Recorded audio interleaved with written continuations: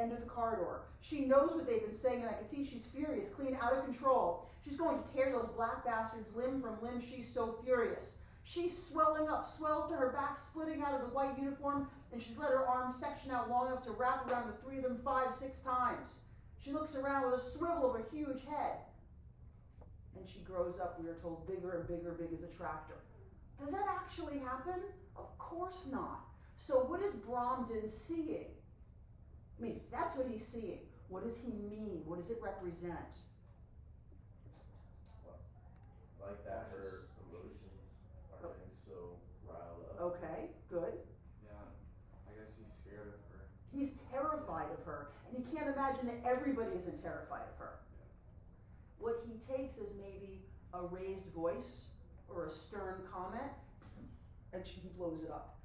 There's a scene when later in the novel, there's a scene when one of the secondary characters dies.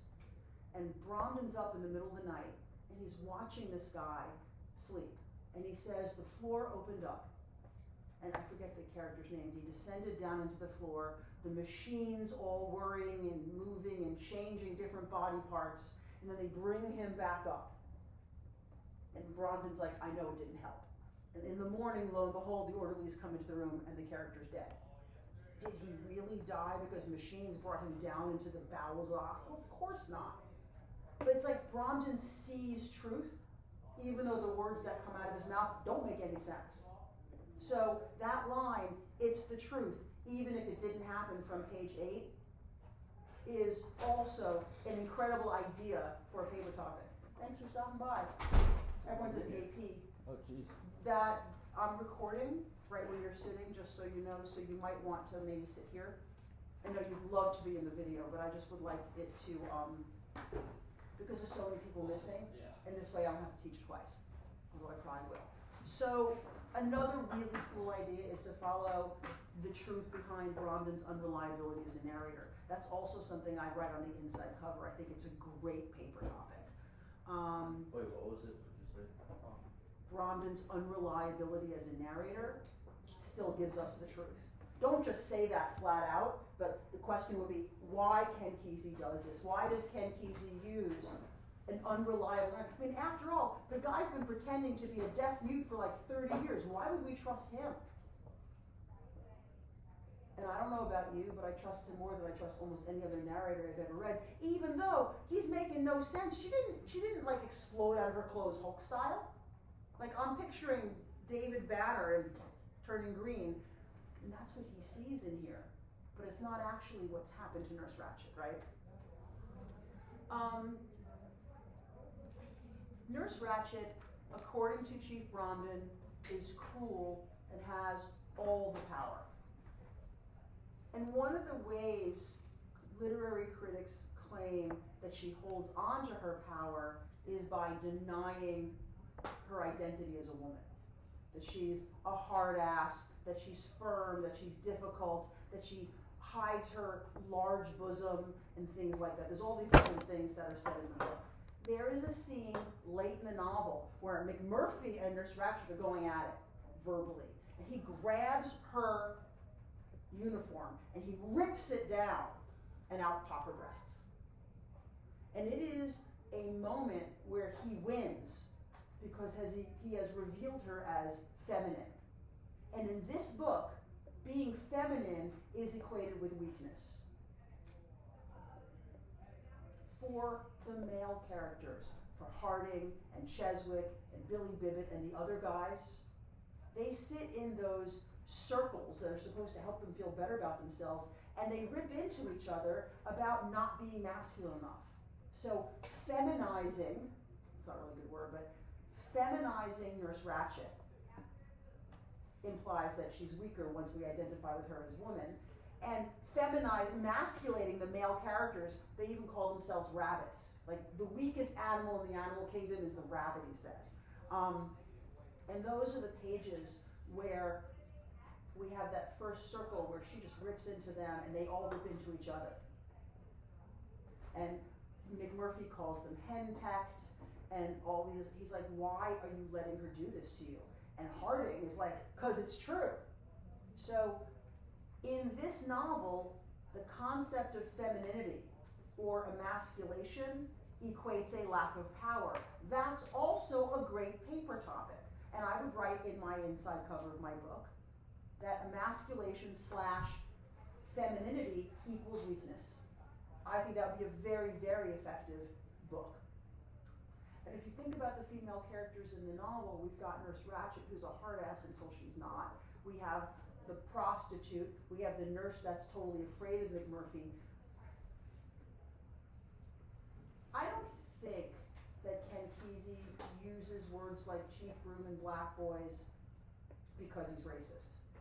I do feel like the way Nurse Ratched is portrayed in this novel is because he is a sexist product of his time.